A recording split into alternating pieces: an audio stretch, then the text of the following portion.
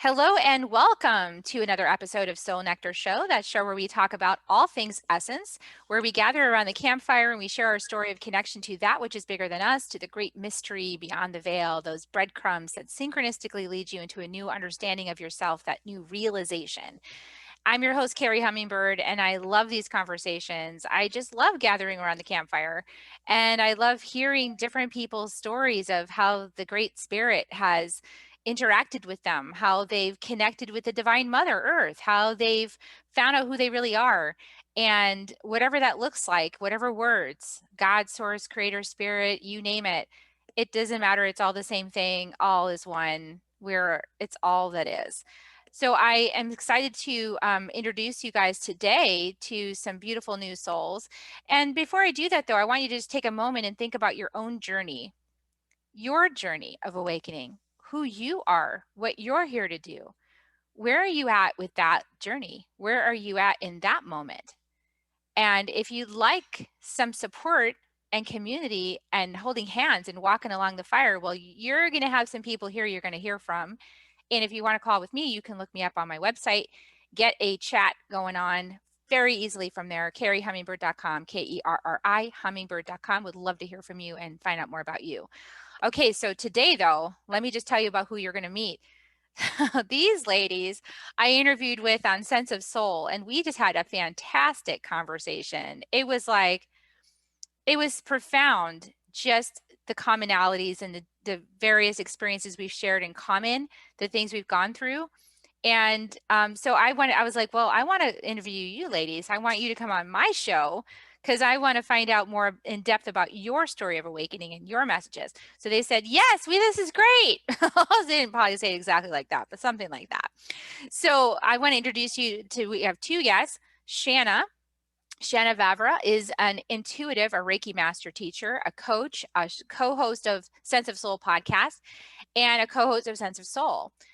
Her spiritual journey has led her to many surprising realizations, awakening to unknown places within she never knew existed. And she's got that light worker's heart and passion. And I know that many of you out there listening to me also share that. You following your soul's path just like Shanna, and discovering being an empath to her journey of ancestral healing. So we're going to hear some more about her stories. We also have Mande Nantkes here. She's a medium, a Reiki 2 practitioner, and a recovery coach. She's also the co-host on the Sense of Soul podcast and a co-creator of Sense of Soul, which includes a mobile boutique, online store, and meditation classes.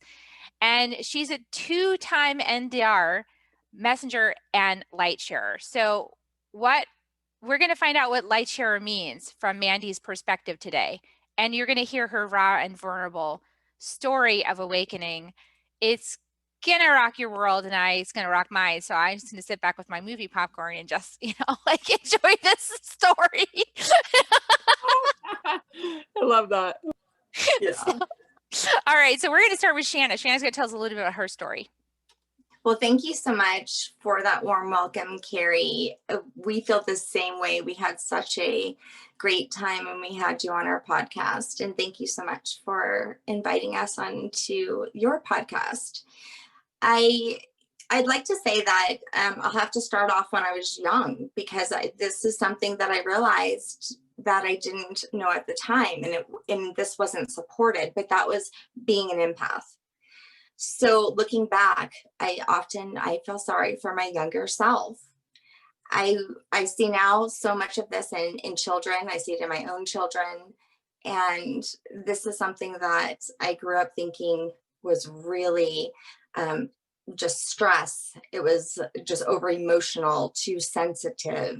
It was a negative thing. And I tried to keep it inside as much as I could, but I really was very emotional as a child.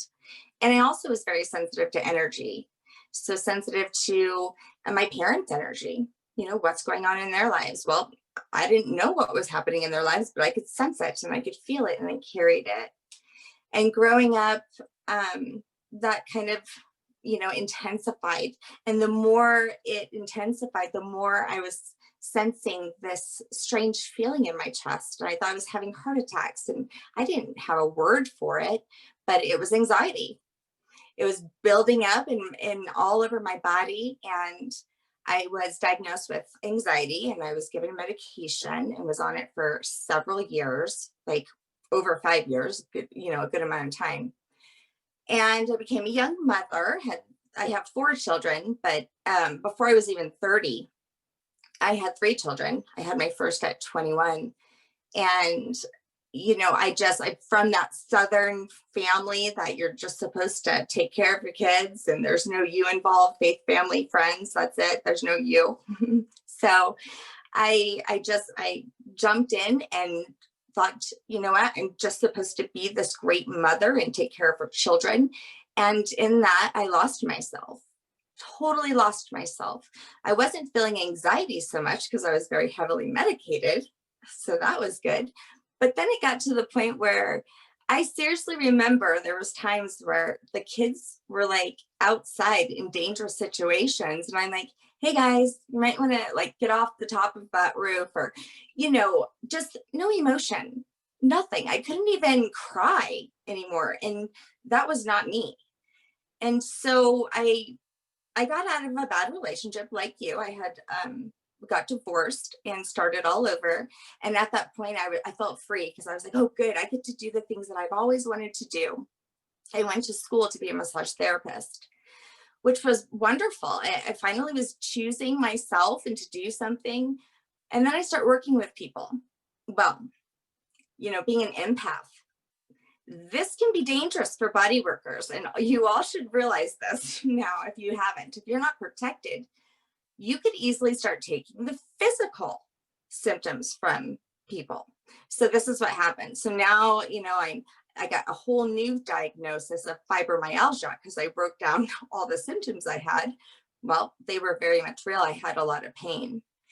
So now I'm on medication for anxiety, and so I can't really feel there. And then now I'm on medication for pain, can't really feel anything there. So great, right? I don't feel nothing. I totally understand that. Is so scary and true for so many people out there right now. Right. And I do think that, you know, if it gets out of hand and out of control, these medications can be very good for people to help them get back on. But I'm talking, we're into 7, 8 years now, and I've done no work. No work. I mean, is this just what it's going to be like? Well, what ended up happening is I started to notice my memory was really affected. I'd go through an entire day and I'd be like, I don't even know what I did today. It just was kind of scary.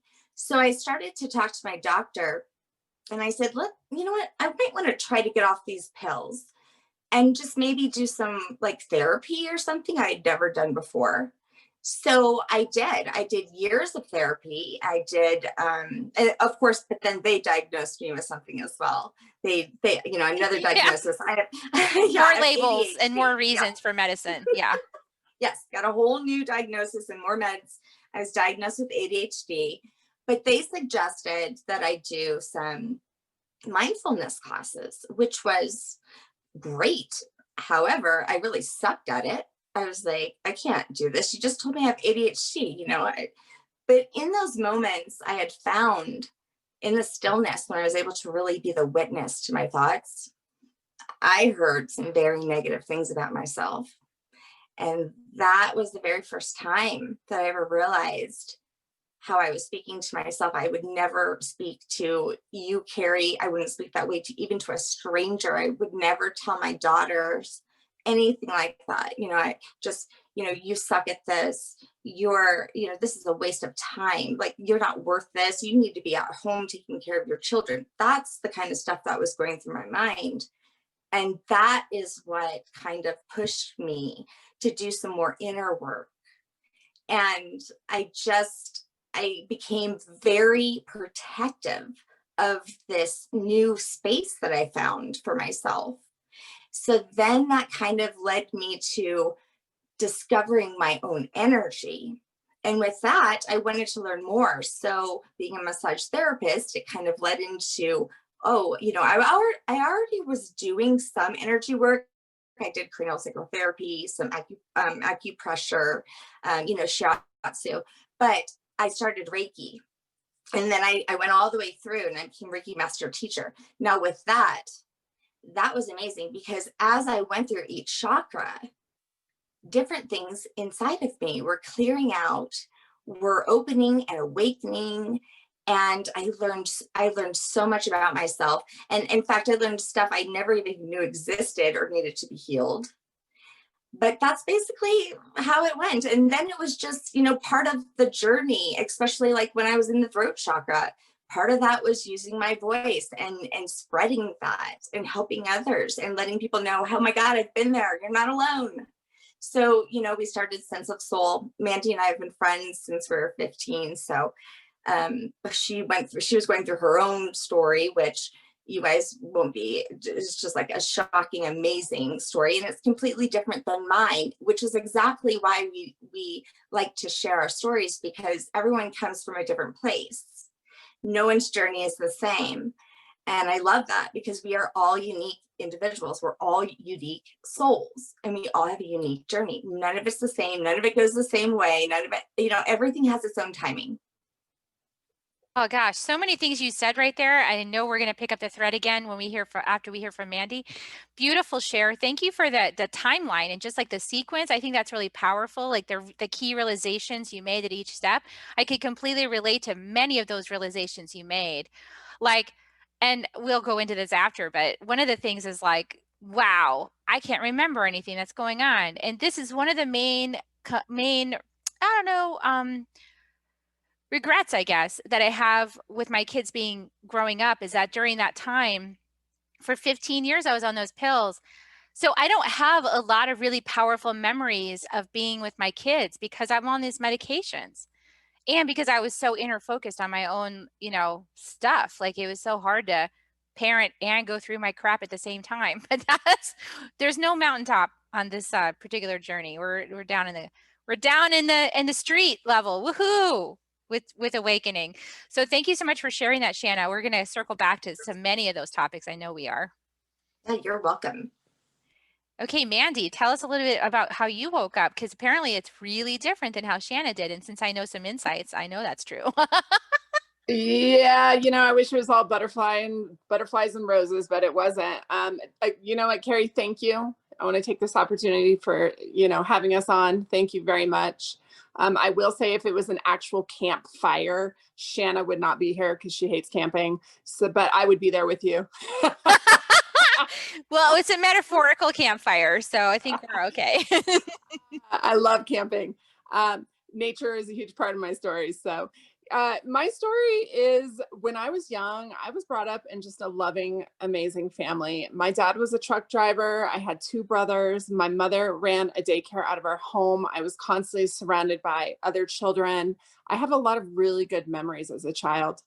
I will say that my mom did work the weekends at a bar, and my grandmother owned it. It was called the White Horse. It was mostly Native Americans that went in there. And me and my brothers got to sit in the corner and drink Shirley Temples with extra cherries and watch people play foosball. And we would hit up Pac-Man. And that was kind of our weekends. And I remember when I was young, really idolizing my mother. She was very, very beautiful. And my grandmother was a force to not be reckoned with. And I have to thank her for my really foul potty mouth. So if I say a lot of F-bombs, I apologize. That came from Grandma Terry. Good warning there. And, of course, Soul Nectar's show has got that adult rating just for this occasion. Okay. So, but watching my mom and my grandmother behind the bar, I saw a lot of fun happening in that place. And I can still remember the smell of this bar. And I remember people dancing and laughing, and a lot of affection. And it was very appetizing to me. And I didn't realize until I got into therapy how much that impacted my life. As I grew up, I was an athlete. I was a good student, but I loved to party. I was the beer bonging, tequila drinking, life of the party. And I definitely was proud of it. I wanted to be like the boys, and most of my friends were boys.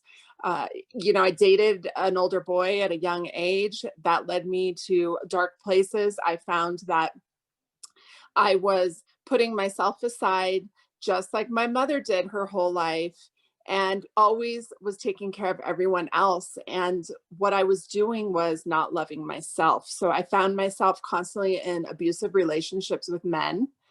And I lacked self-love because growing up, my mother and my grandmother, the love was always given outward, never inward. My mom always put herself last. She always put us children first. And when she was upset or crying, she would go into a room and you never knew. She always held it together. And that's how she was raised. You just tuck it away. And I didn't know that it was okay to love yourself. I didn't even know that was an option. So this pattern continued for a long time. I continued to self-sabotage. I continued to drink. And I found myself many years later, especially after working in Las Vegas, in a full-blown addiction.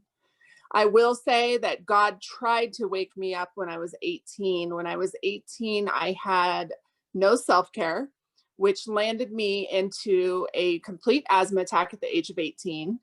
And I flatlined in my bathroom of my parents' home, and my mom gave me CPR and kept me alive. And that was my first kind of aha moment where I was like, wow, I really need to wake up. And fortunately, I did wake up. I woke up 24 hours later. I was intubated, and I had memories of having an outer body experience.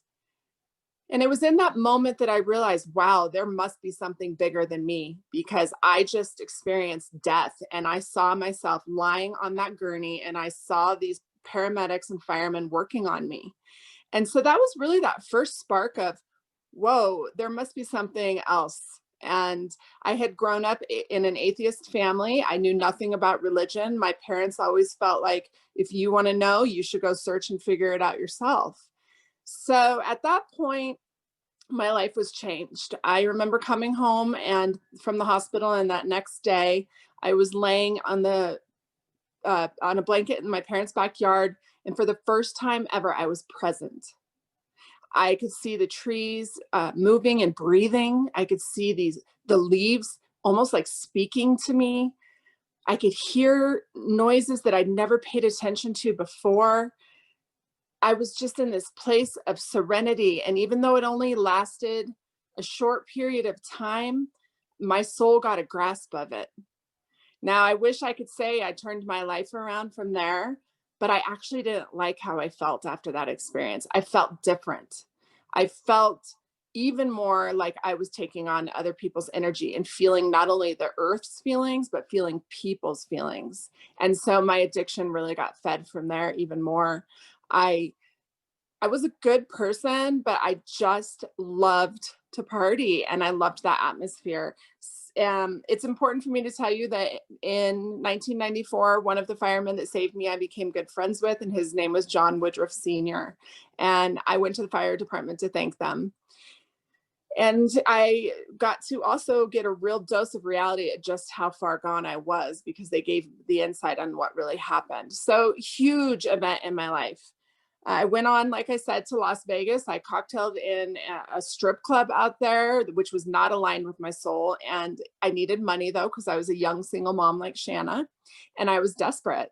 I had graduated from college, but I couldn't get a degree. And that's just how Vegas seemed to work. So here I was in a position where I was partying and having a lot of fun, but my soul didn't align. So I started a lot of self-hate.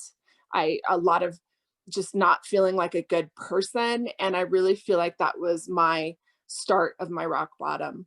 And my rock bottom hit not just once, but a few times, and landed me in rehab. And I unfortunately didn't stick for me the first time. The first rehab I went to, I thought that I could outbeat the program and outsmart it because, ego. And unfortunately, I battled alcohol very I battled it really hard for many, many years, to the point where it took me to a place of suicide. I didn't understand why I kept choosing the bottle over my children, because I loved my children so much, but my body was so physically addicted that once I picked up, I couldn't put down. And as a mother, that ate away at my soul, and it took me to a place of wanting to die. And I felt like literally this dark, negative energy had me handcuffed to it, and I couldn't find my way out. And I'm lucky I didn't die, because I landed in a hospital and blew a 0.57, and most people are in comas at 4.4. So again, another wake up call, but I didn't remember it. Fast forward, I'm so grateful. Today, I almost have 10 years. I'll have 10 years on November 9th of sobriety. And it's the best choice I ever made for myself. But the awakening for me was in 2013. So in 2013, again, lacking a little bit of self-care. I was working at Children's Hospital, taking a lot of the sadness of losing children in our classroom there that were really sick. Marriage was falling apart, a lot of stresses, but I was just, trucking through it, but not doing any work. And I landed in a coma from another asthma attack in 2013. That story is quite different because I laid in that coma for 9 days. And during that 9 days, my soul left my body and I crossed over to the other side. And, that's a whole podcast in itself. If people want to hear that story, they can go to My Sense of Soul and it's in our blog, or we've done a podcast on it as well. But I got to see another dimension.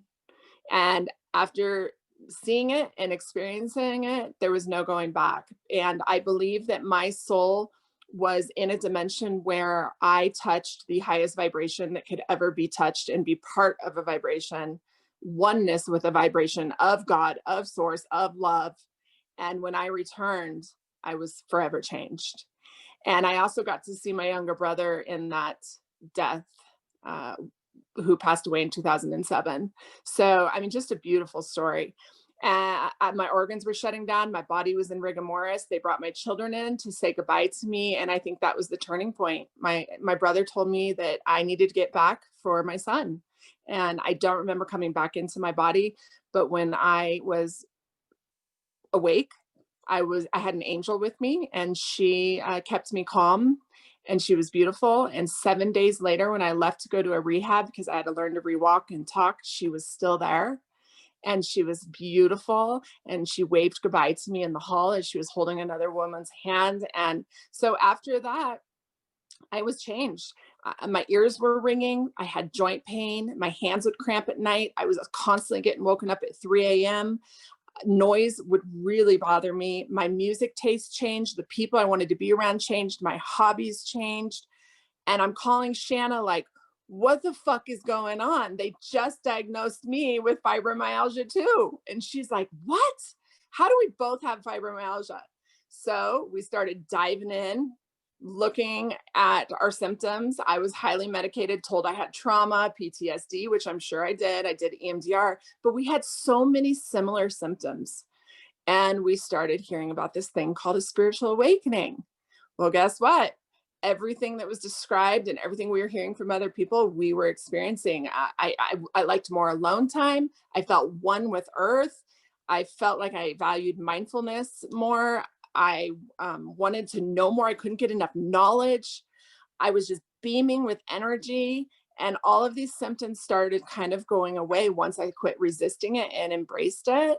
And from there, it has been one of the most beautiful journeys I've ever been on. And to make the story even more fabulous is that in 2013, I went to thank the fireman that saved me that time and found out his name was John Woodruff Jr.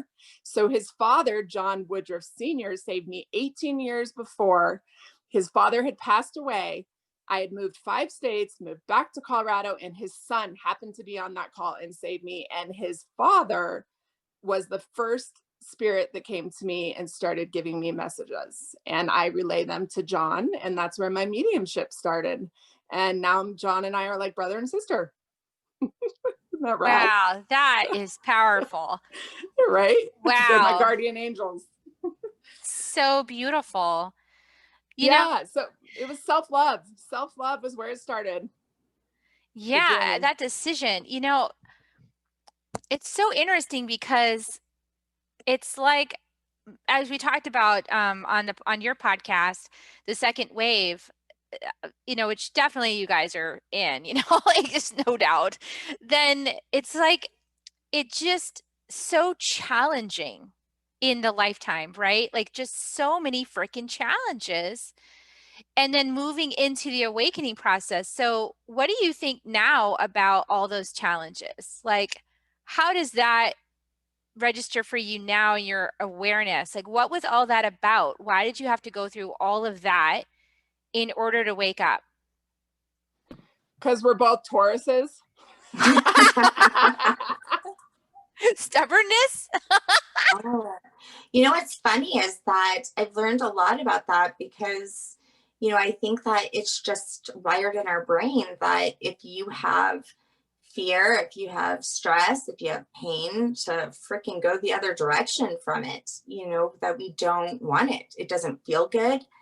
Or like Mandy always says, it doesn't feel good to sit in your shit. But, we talk about it all the time, turning that pain into purpose, because if you can actually face that pain can tell you a lot about what's going on. And so I love, there's this one story, Carrie, that, two guys get in a car accident and they both are the same age, have the same physical health, and one's having a really good day and one's having a really shitty day, that their healing process will be totally different because of what is attached, to that wound. And that goes also with emotions. It goes with pretty much everything. What is going on in your life? Sometimes we just would rather not deal with it or not remember it or not face it. But facing it is what helps let go, helps release you from it. Yeah, And actually, sitting in that shit, right, Mandy? I mean, sitting through the shit of like, wow, this is really not the life I wanted. I really touched my heart when you talked about this was not the parent you wanted to be. This was not the mother that, that you were conflicted inside of you and you were going for the bottle. I also did this, I was the queen of going down to the bottom of the wine bottle all by myself, my 40th birthday pictures on Facebook that are still up there are a very clear demonstration of, kind of the attitude that I had at that time. Party girl, wanted to party, wanted to have fun. I really wanted, it's like I wanted to be high, but I didn't know how else to get high. So like the drinking thing was how I would do that. So how did you grapple with that? Because that's a painful wound when, talk about mother wound. That's so painful when you're not showing up for your kids the way you want to. Yeah. Well, knowing that my past doesn't define me was as simple as that sounds. When my mother told me that, it was a turning point. Like, wait, what? It doesn't? You mean all that shit that I did and all that I put my children through, that doesn't define me? Wow. Okay. So today I can start making different choices and heal not only myself, but them too. Wow. And it took a pastor in rehab saying to me, do you believe your God's forgiving? Do you believe your God loves you and is forgiving? And I said, yes. Then if you don't forgive and love yourself, you're saying you're bigger than your God. And in that moment, I was like, okay, well, I am not bigger than God. That was extremely humbling. And wow, holy shit. Okay, well then today is day one that I am going to forgive myself and I am going to love myself. And I had to do a lot of work. I went to AA and I did the work. I finally shut up and listened for once. And it was painful. It was so painful. I lost my children at one point. But looking back at all of those challenges, I feel so blessed because I learned so much from those experiences. I didn't see it at the time, but now today, when I go through challenges, I try to remember to throw my hands up and say, all right, I'm your student. What are you teaching me? And I get excited about it now because I know that in the future, I'm going to get to share that with people and help someone else. I love that. You just said all of that you just said. And the mother guilt, that part is like one of the messages that come through the new book, Healing the Mother Wound, is that we choose our parents. So we choose the parent we want to be, born into their mother's web, right? And then as a baby, we're like stewing inside the womb of this woman's consciousness, whatever's going on ancestrally. And I know that Shanna has some things about ancestry. We're stewing inside this consciousness of this woman because we're choosing to be born inside that consciousness. We're choosing because something that our soul needs as a curriculum is going to happen through being birthed into that mother's web. So that's how we forgive ourselves, right? Because our kids are choosing this. We're on our own soul's journey. we're going through lessons, and they chose to come in through this mother's web to learn whatever lessons they needed. So I know that Shanna's like on the edge of her seat, got something to say about this. So Well, you know what? I have two things that popped in my head. One thing I had is a strong emotion that came through in a memory of Mandy. And one time I had, and this was, you know, kind of like for me, was before I had done any work with, you know, AA and learning more about Al-Anon on that end. And I'm so lucky. Mandy's not the only alcoholic in my life. I had tons. So, but Mandy one time was at my house, and I said, Mandy, put that down. If you don't, if you love your kids, you'll put it down. And I'll never forget. And I can almost cry, honestly, because she looked at me and she said, please don't say that to me. And I'll never forget that, because I was like, that was so fucked up of me. I didn't know, but you know, I thought that maybe that would be enough. It is enough. You know, she does love her kids more, but sorry, I'm just. No, she did love her kids so much. It wasn't fucked up. You know, sometimes people that are in addiction, you were that friend that wasn't afraid to kindly give me a tad bit of tough love when I needed to hear it. Yeah, and I think that I want to speak to this, because even this right now, we're so conditioned to please other people and to be nice. Yeah. And then also to like, it's two. So we want to please other people and we want to help them. And then we also want to tell them how, you know? So there's this invasion of space. So it's like, this is a delicate line to walk, because we have to be tapped in to the divine consciousness, to Mother Earth, to the Divine Mother, to like, okay, what's needed right now? Am I acting from a place of divine intervention, or am I acting from a place of personal fear and stepping over lines? And it feels to me in that moment, your heart was open and you were being, did you feel that, Mandy? Like she was speaking from divine intervention. Totally. Now, 100%. Shanna has always spoke from that place.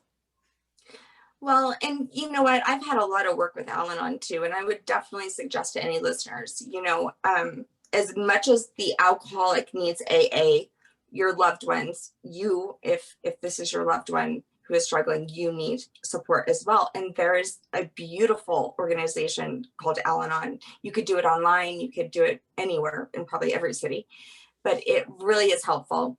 And I do want to lighten the conversation up also by telling something else that was quite funny back then.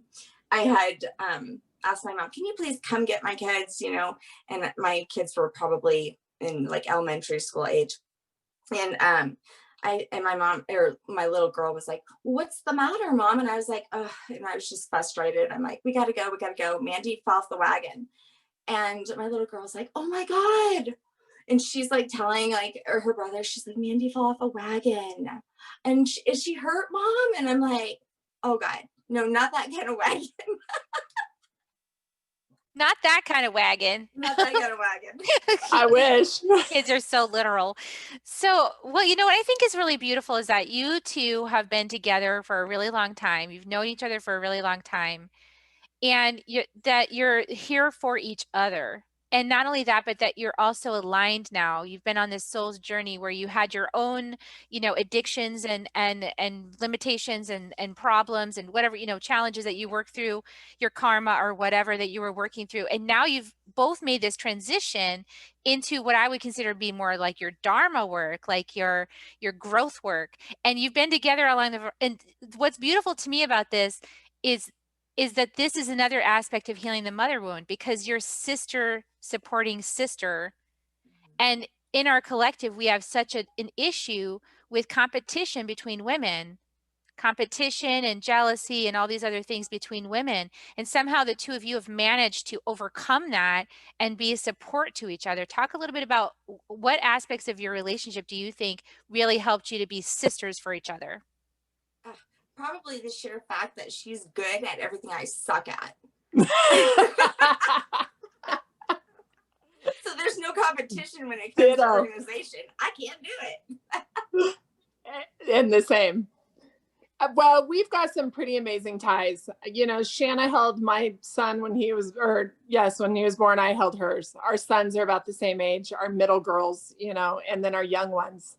So we've been able to see the healing in our families too. And she's the godmother of my son. I think the main thing for Shanna and I that has been so awesome is just that motherhood tie, that friendship tie. You know, we have both honored never judging each other. Ah, see, that's a key right there. Everyone take note of that one. Yeah, you know, I could call her with anything and she's not going to tell me I'm crazy. She's not going to tell me that I need to go, you know, to a mental institution when I tell her I'm seeing little green aliens in my bedroom. She listens with an open mind, and she's a good listener, and she doesn't judge. And through my addiction, she just loved me through it. She loved me through it. And she accepted me for everything that I am. I mean, she truly knows how to unconditionally love someone, to love someone with no conditions. And it's interesting because we flip-flopped at one point, because spiritual awakening isn't just like one big bam. Like, you keep climbing this spiritual awakening staircase, people, and it keeps happening. And so I would be kind of like on a step, and then I'd be telling her, Shanna, this is what's going on. You know, giving her like words of wisdom and love, and she was not hearing it. Oh, and a year later, she'd be like, guess what I figured out? And I'm like, oh my God, I freaking told you that a year ago. Isn't that how it is? We're always planting so many seeds, and then, but the person has to claim it for themselves. It's the only way the awakening happens, really. Exactly. And respecting that we were in, you know, in different spaces at different times. And it was just beautifully divine God that put us at a place where we were able to come together when we were going through all of our fibromyalgia and pain. Because at that point we were unified in our pain and in our healing. Yeah. I love that the two of you had each other for that journey, and that you knew each other before. So you knew the prior person and you loved that person, and then you were able to love each other along the whole transition of the transformation. You know, I think I always had this idea that, you know, to try to be perfect and avoid mess, like any kind of mess. I was like, no, I should avoid mess. I should, you know, try to architect this so there's no messy parts, right? It's just like, I don't know if it was just don't get your little dress dirty when I was little or what, but maybe I needed to play in the mud more. But I feel like as women, and we're often trained like to try to be so careful and nice and tactful, and, you know, and do it right and don't upset anybody. And it's like you're twisted up in knots on the inside. And then there is a tendency to want to go into something to release that, which is like alcohol is really a tool for that for a lot of people. Yeah, totally. You know, I haven't drank for as long as Mandy has, just because, you know, I decided, well, I really don't drink, you know, and I really don't like it. I have no purpose for it. So I'll just kind of be that friend that doesn't drink, and be that partner that doesn't drink, and show my children that, you know, I'm not even an alcoholic and I don't drink, so you don't have to drink. But yeah, I think it's any drugs or alcohol and all that, just putting it, I mean, it's trying to numb kind of all of these strong sensations that you're feeling. I know Mandy totally probably felt that, especially, you know, growing up, not even knowing that she was an empath, and which she is, you know, just numbing that down, all those. I mean, Mandy had horrible sensory stuff going on as well, especially after her NDE, like her ears ringing, and what other sensitivities? Everything. Oh my gosh. Even just the, you know, I remember once specifically sitting in a restaurant and hearing a fork all the way in the kitchen drop on the floor, and I jumped out of my chair. It was like the littlest things, like light bulbs buzzing, that where you could hear everyone's detailed conversations clearly, but like 10 of them at a time. It was so intense. My taste buds changed. my every sense I had changed. And I didn't go to a mindful class. I wasn't given that choice, and I'm grateful for that. But I was forced to be mindful after my near-death experience because I had lost 38 pounds of muscle. So it took everything in my body just to like pick up this piece of sage. It felt like 100 pounds. So it was like I was forced to connect my mind, body, and soul to just do the most simplest things. And so it started with mindfulness for me too, because I had to be present to function. And then everything shifted. And from there, it was like a whole nother universe was waiting for me. Yeah. I really understand that. You know, with the pills and everything, of course, I was doing the wine and the pills because they say not to Why do not? that, but everybody does. Yeah. I mean, come on. So many Yeah. people do. They take the you know, anti-depression pills or anti-anxiety pills and then have the wine too, you know? So come on, that's happening. And it's interesting, like even during COVID, I noticed, you know, everything shut down, but then the liquor stores open. So all these other places are shut down. You can't do any of this other stuff, but you can go to the liquor store and get liquor. Like it's a Priority. necessity. It's you know, so I think that was really interesting to me because I'm past that part of my journey. But it was a reflection of the state of being, the state of mind that many people are in right now. So we're on the other side of that part. So now if we were going to build a bridge backwards, you know, from the pills and from the, you know, the not feeling pills and where, you know, like you were saying, Shanna, where you were just like, oh, it didn't even register that that was a problem, that my child's on the roof. That's really the danger of these pills. I really want that message to be heard because you're not in a feeling space. You're not connected to your body. And as a mother, you've got to be connected to your body to feel your children and to be able to empathize with them and feel the nuance of what's going on with them, like what's happening in the household. If you're totally shut off and disconnected, you don't have any of that feeling capability. Talk a little bit about that, Shanna. Well, what's funny about that is that what happened to me even after I was starting to awaken, like during those first like few 6 months or so of meditation, I was kind of even like that. So I was really like, oh, escaping. I liked this new place that I found. I was like, I am going there. I'm glad you said that about meditation because it can be a little bit of an escape when it's not brought down into presence. And there's a difference between meditation and going way out there in the galaxies and la la la and like actually being present, which is being in your body.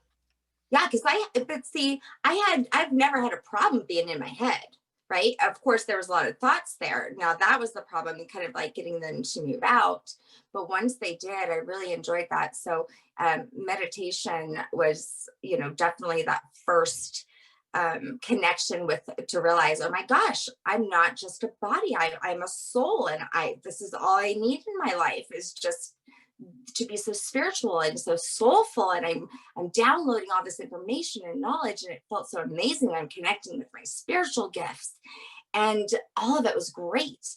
But the thing is I was up in the clouds, and everyone around me was like, wait, what?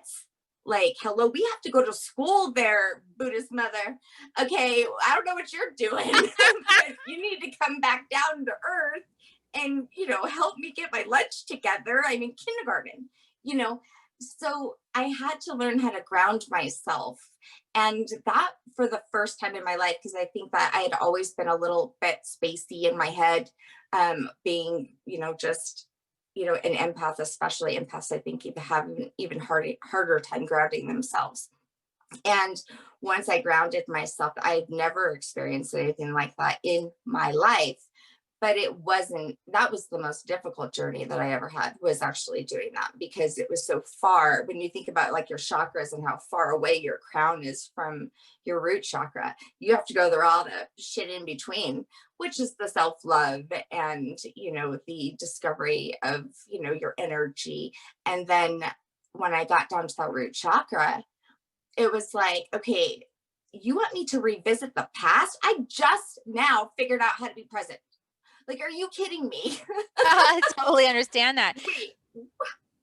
So what you're saying is, like, for you, the journey of getting grounded was actually moving from the crown. So we had the opening in the crown to your soul and your spirit, and then going through and actually like allowing it to filter down into your body, and then doing, you know, this is a process, right? So this isn't like a one day. Oh, yeah. One day I Not went over through and a I did day. all this.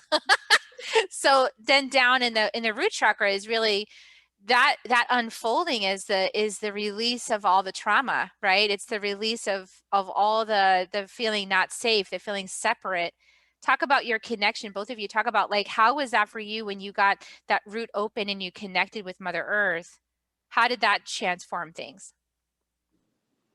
Well, first of all, when you take off the blinders of alcohol and drugs, you're already like, holy shit, that bush with all those beautiful roses it has been in my front yard this entire time and I never noticed it, because you're yeah, you're just more present naturally.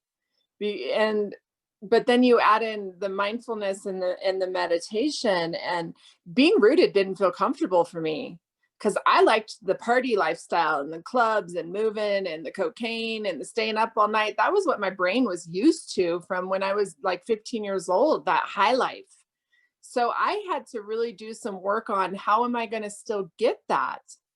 What kind of things can I do? What kind of new hobbies can I do to feed that adrenaline and that kind of excitement that I like in my life? So that was part of my recovery, was really looking at it. I was living from, I'm definitely lived from my heart chakra, but at the time I was totally in like my, the desire. I was all about the desire and the party and the fun. So, being rooted for me was not comfortable at all. At first, because most alcoholics will tell you, or people that are addicted, we're not comfortable in our own skin. And if you're going to get rooted, then you're going to have to go within and take a look at yourself. And I didn't want to do that. So, once I did, though, it was like so peaceful. And when I had that near-death experience and felt what really being rooted felt like, I wanted more. Because what I felt when I crossed over to the other side was as rooted as you could possibly get. I mean, it was just completely like, I don't even know if I'm saying that right, because you're in your crown, because you're in the spiritual world, but you're rooted at the same time, this beautiful balance. And I wanted more of that when I came back. So thank God I had Shanna, because I had done the mindfulness without knowing I had done the mindfulness, because I was forced to in my recovery. And then she took that mindfulness class and explained to me what had happened to her. And then I started bringing awareness to my negative self-talk. So we were able to teach each other, which is why Sense of Soul came together, because we don't want anyone out there to feel alone. We are here because if I didn't have Shanna to bounce my ideas and my experiences off of, I don't know where I would be right now. It was so nice to have a community. And that's why God put us on earth, to be there for each other. And I had a safe place in her to go. And that is why we made Sense of Soul, because we don't want anyone out there to experience this by themselves, because it can be a very hard, lonely place. Because Carrie, you're right. You have to do the work. We had a gentleman on the other day. I'm going to say it again. I said it yesterday. He called it excavating the pain, like, bringing that pain, getting it out. But I will promise you, people, there is so much purpose in that pain. And that pain is why Shanna and I today are aligned with our purpose. Now, let me tell you an interesting story. We always had the purpose. We had the exact same gifts when we were 15 as we do today. But when we were 15, we weren't using them for love and light. We were out using our detective and research skills to bust our boyfriends cheating, or to like find dirt on people or solve murders. We were good too. We were so good. So, it was interesting because our therapist, we had the same therapist, told us, take those gifts and turn them into something good. So once we are aligned with soul divine work, we took those same gifts and now we use them for a beautiful purpose. Gosh, I love everything you just said. Shanna, do you want to build on that? I only want to say is what was so funny is that after it clicked for me and I realized that I could shut this negative narrative that went off in my head forever. I felt so free, and I just wanted Mandy to feel free like this. I called her and like, you got to do this because I feel so free. I don't know. It's like, it was like the craziest, most like, it's that moment you will never forget in your life. Like, I saw everything for the first time. And like Mandy said, you know, coming home and seeing a bush that you've never seen. I mean, I thought that with everything. I was hearing lyrics for the first time and like, oh, I've been singing that song wrong all these years. You know, I never listened. And so all of these things that brought me to the present moment that really truly grounded me for the first time freed me, it was just the most liberating thing that ever happened to me. And Carrie, let me tell you, it was so beautiful to watch her. Like, I could cry even talking about it, because her energy when I used to walk in her home was just like the most exhausted looking mother you could ever imagine, or just tired. And everyone was, in some sense, verbally abusing her because she allowed it, because her children knew they could take advantage of her because she would do anything at any point for them. But she wasn't giving herself anything at all. And then to see that shift happen in her, it happened in her home without her having to tell anyone anything. They all just naturally thought, wow, she loves herself now. So now I know I can't speak to her like that. Now I know that I have to go do this and this and this. And it was the most beautiful shift within not just her, but her house too. And in her relationships. Nothing's changed in my house. I still have all these kids. I still have all these kids.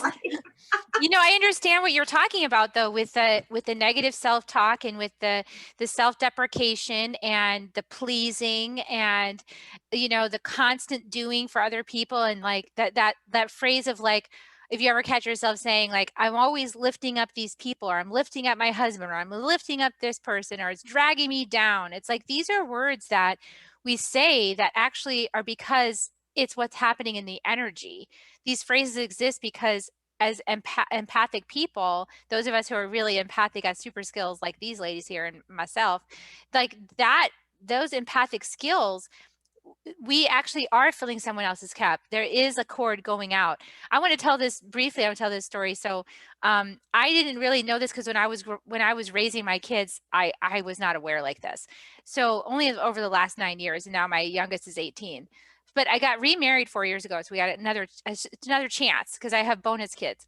So they came in and they were my husband was on retreat and I was watching them.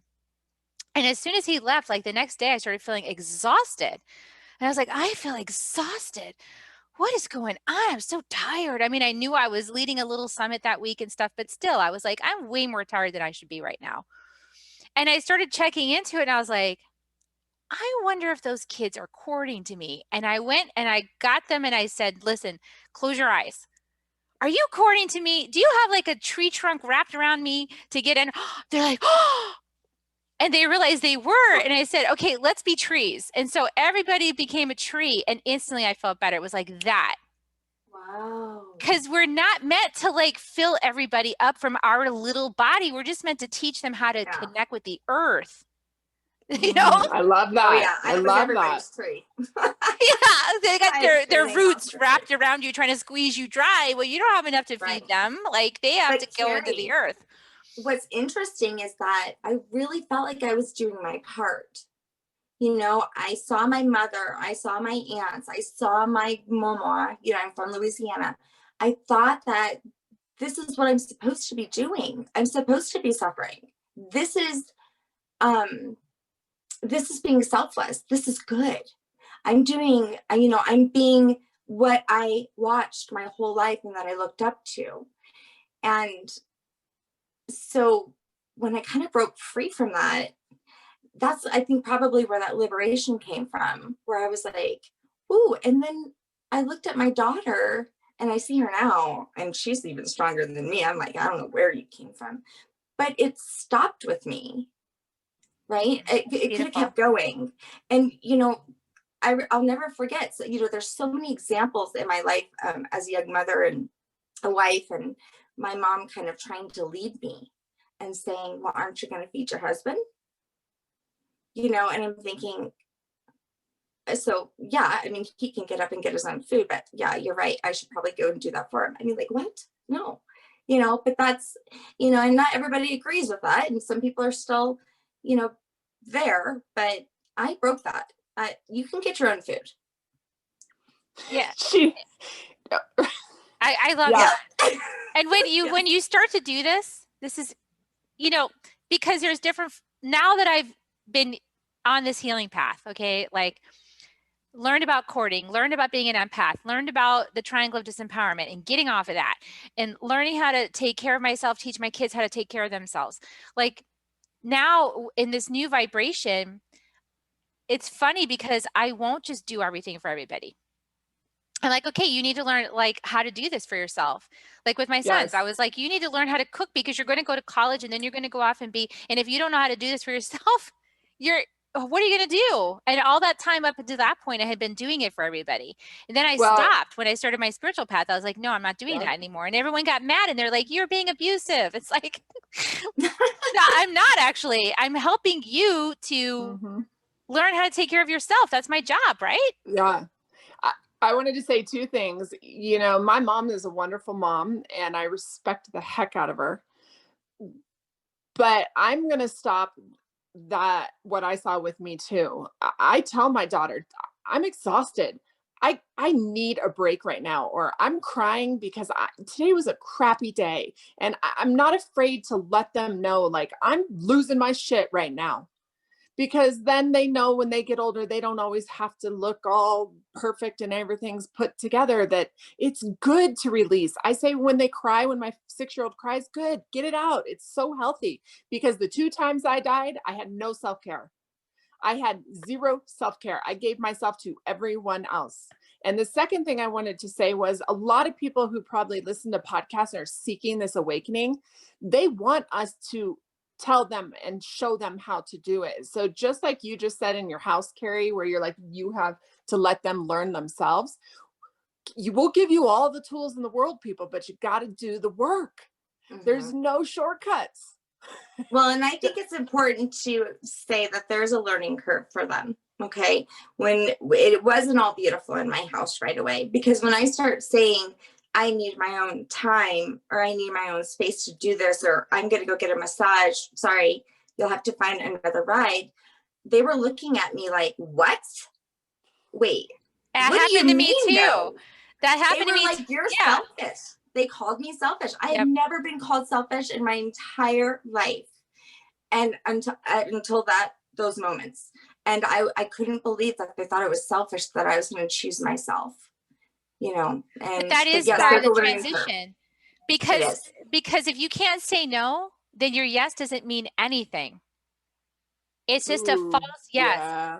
I will say, after 20 years of the pleasing thing, what I got from all that was a lot of lessons around boundaries and, you know, putting up like, no, was a cyst on my ovary, on my right ovary. They had to take it out. They had to drain it. It was so big. It was as big as this cyst was the size of a Texas grapefruit. I kid you not, on my ovary. It was your yes. Oh, it was your yes tumor? It was my yes lie tumor, like my marriage cyst toxicity, because I wouldn't ever say no, because I would just like evade or like try to avoid conflict and move, you know. And I've heard this statement recently: when you try to create peace by avoiding conflict, you create a war. And that's exactly what happened. Because it's not true, and we perpetuate this lie when we're just bending over backwards doing things for people, and we don't, it's not authentic, then there's actually resentment underneath that. And if you don't express that or release that, it goes into your body, and then you have physical consequences, like fibromyalgia. Wait, can you repeat that one more time? Yeah. So when you, let's see. So when you have an inauthentic yes, and you're constantly saying yes, but you don't actually mean it, that's the pleaser. And what happens underneath the surface is that you're actually resentful and angry, because you're doing it, but you don't mean it. You're doing it because you have to. And you probably also sneakily want some kind of reward for doing it, like appreciation or something else. And if you don't get that, then you get even angrier. And then if you Mhm. don't express your feelings even to yourself, and you don't admit that you're resentful, because I can't be a good person and be resentful of being a mom, like then you don't let yourself realize you're resentful or feel Mhm. those feelings of resentment or anger, then you stuff it, and then your body ends up Mm. showing you, right? Fibromyalgia, the cyst that I had, that's what happens. Yeah, and you know what? Shanna and I are proof of that, and so are you. So if there's any message out there, you can make yourself physically ill if you don't take care of yourself. I mean, I don't have fibromyalgia anymore. I don't have joint pain anymore. I mean, I do if I don't put up protection. I do if I don't meditate. I do if I don't take care of myself and sleep enough. It will come back, and it will come back with a vengeance. But it And is it's not a okay when it comes back, right? I mean, because it's our warning that, hello, you've been, neglecting me. So, I always, first sign of pain, I'm like, okay, what are you trying to tell me? Or emotions. What is this emotion trying to tell me? So they're just, like, use this. We have this for a reason. Yeah, don't avoid it, and don't try to cover it up and not feel it, because that leads to more worse outcomes. I did that too, and that doesn't help. So, well, this has been a great conversation. What empowering for anybody out there who is like, oh my gosh, I'm doing exactly those things right now. No judgment. We did it too. So we are the last people to have judgment about it. And we're going to totally encourage you and give you that divine intervention right now. Stop. Like, seriously, look for a pathway for healing. Just make one choice today that honors yourself. Just one. It could be that you take a walk in nature. It could be that you sit on the earth and you just say, please help me. It could be anything, like just one little choice for you today that gets you on the right path to opening up your self-love. Because when you're fully resourced, you can do a lot in the world, right? Like, how much uh, love do you guys have for your kids fully resourced? Like, so much more love and presence, right? so much more, so much more. And you know, I have to thank you, because when you were on our podcast, you made me realize that even though I was asleep with my oldest son, when he was young, I was way asleep and heavily in my addiction, that I can still heal that too.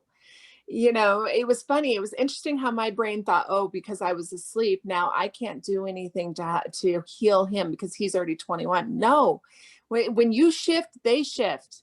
And when you heal, you can heal 7 years back and 7 years forward, like you taught me, Carrie. So thank you for that message. Absolutely. Beautiful. Yeah, don't beat yourself up. Just move forward. So beautiful. I love this conversation. I want to give you a chance to each say a little bit about how people can work with you, find out more about you, what services you offer, and things like that. Whoever wants to go first. Okay, so you know what? We have a website. It's mysenseofsoul.com. And we have some workshops on there. We're doing a book club, which is really fun. We have a social media presence on all platforms. It's Sense of Soul SOS. And yeah, if anybody has any questions or wants to email us at senseofsoul@yahoo.com, but pretty much you can reach us anywhere, and we'd be more than happy to work with anyone. And thank you so much, Carrie, for letting us be on and letting us share your space. I appreciate it. Thank you for Yeah, and coming. I just wanted to leave everyone with, we did our podcast at the beginning based on our own journey. We put them in order, and it starts with self-love. It's where it starts. So if you're going to hop on our podcast, start with self-love, people, because once you start there, everything else just starts happening. And another thing is, Shanna's like, oh, nonchalant. Oh yeah, we have a workshop. No, we have amazing freaking workshops that she has dumped her heart into. And the ancestral healing one is fabulous. So if anyone's looking to go back and study their lineage and heal, check out Shanna's ancestral healing website. If people are out there in Colorado, as of November 1st, we're going to start doing spiritual home parties. We bring our truck. You can shop after. Spiritual home party. Yep. So we'll do guided meditations. We will do tarot readings. We've got all kinds of packages that you can build. Carrie, you're a little far for us, but I don't know if our truck would make it. People. Oh my God, I love you people. Okay, I get out to kind of Colorado, so I want to go to a virtual home party. Yeah, no more wine and cheese. We're moving on. We're bringing in our crystals and our tarot cards. So And here our we drums. are. And our drums. Crystal tarot cards and drums instead of wine. There you go. Isn't that rad? It's the new party. I love it. I freaking love that. Yes.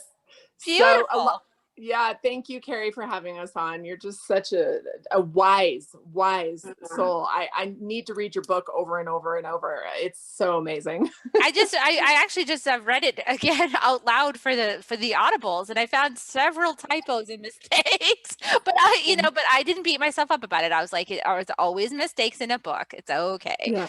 But yeah. Correcting that. Did you also find though that you were like, damn, that's pretty good. I was like, good. Wow, that's surprised myself. Well, I definitely thought so. I thought so for sure. Yeah. I surprised myself. Yeah. Okay. So we're going to give, okay, here we go, people. Please. Come on, you definitely found value in this broadcast. I know you did. Please. This is awesome. So please share it out. Just share it out with anybody that you think would really resonate with the messages or need these messages, even if they don't think they're ready for these messages. If you share it, it's a seed. They'll either receive it or they won't. It's okay. Just don't have any expectations. No expectations. Share it out. I appreciate that because this helps. This is the evolution of the planet right here. All these podcasts, all these dots I've been connecting for you on Soul Nectar Show, all these voices like Mande and Shanna, this is how we're going to do it. This is how we do it. We're doing the awakening. This is how we do it. So share it out.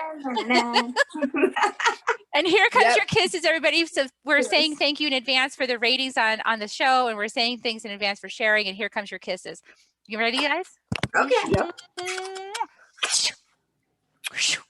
We love you, and we'll see you next time on Soul Nectar Show. Bye for now. Bye.